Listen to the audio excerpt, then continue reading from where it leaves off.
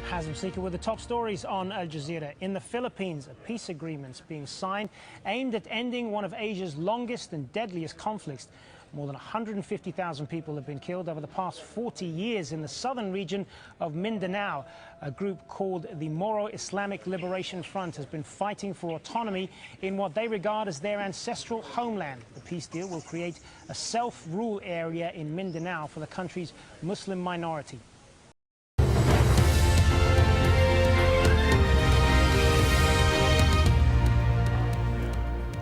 The Philippine government has signed a peace deal with the biggest Muslim rebel group in Southeast Asia. The agreement aims to end a decades-old conflict against the Moro Islamic Liberation Front.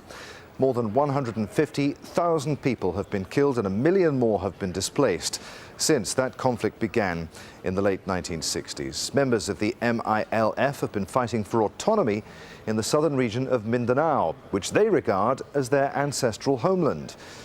They've now been granted autonomy through a new political entity called the Bangsamoro, which will share power with the national government.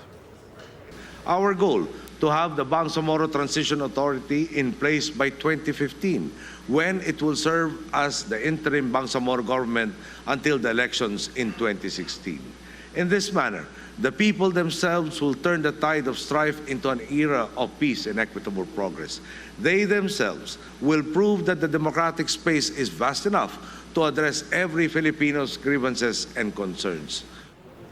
Live now to Mindanao, Al Jazeera's Jamila Ilandogan is with us. Jamila, after years of conflict, 17 years of negotiations, why now? What's happened to bring about this peace agreement? Well, a lot of that is being a confluence of events. In fact, in particular, really, the political will of the president of the administration of President Benigno Aquino, really the desire from both sides really to find a solution. It means a lot for millions of Filipinos here in southern Mindanao, in particular Muslim Filipinos, who have long felt that they have long been misunderstood by the rest of the country. I am here at the MILF stronghold in the rebel camp here of the Moro Islamic Liberation Front, Camp Darapanan, and I've witnessed the reactions of soldiers. There are those who are already in their 70s. They have fought against the government for decades, and now they said they finally will be able to live a life in peace.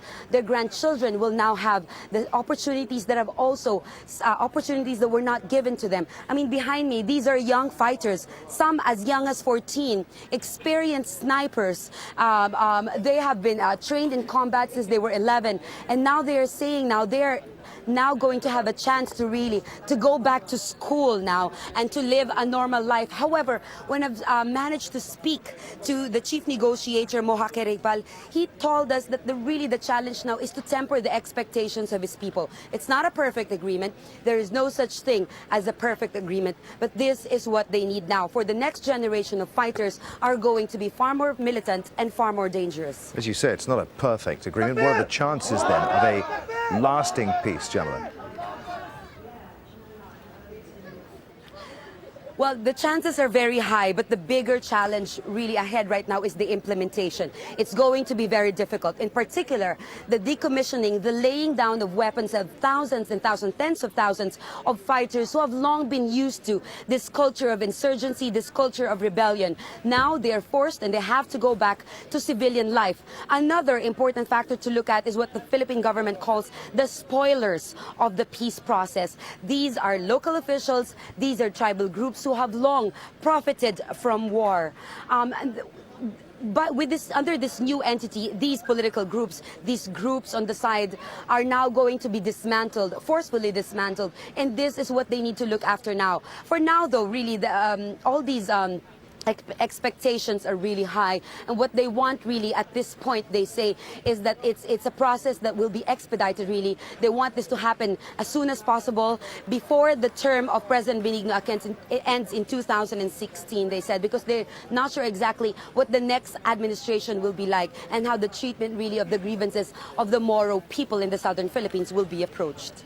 Jamila, many thanks. Al Jazeera's Jamila Ilandogan there, live in Mindanao in the southern Philippines.